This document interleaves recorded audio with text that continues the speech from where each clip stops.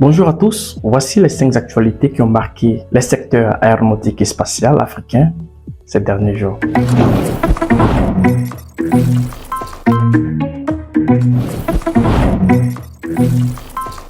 On commence en Côte d'Ivoire.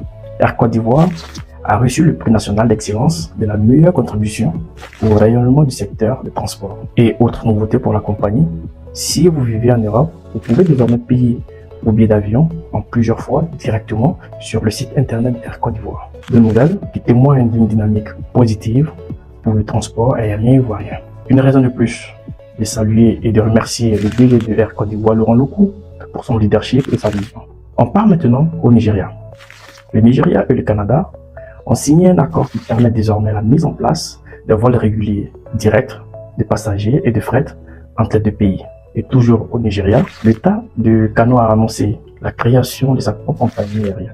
Direction la Guinée, le pays s'apprête à accueillir une nouvelle compagnie aérienne privée dénommée United Aviation Services. L'objet est de renforcer les liaisons aériennes nationales et régionales avec un démarrage des opérations annoncées pour 2027. Quant à la compagnie Royal Air Maroc, elle prévoit de lancer une filiale dédiée à la formation en maintenance aéronautique avec l'objectif de former plus de 550 techniciens par an. Et ce projet s'accompagne d'une expansion importante. Royal Air Maroc prévoit d'atteindre 130 appareils d'ici 2030 et 200 appareils d'ici 2038.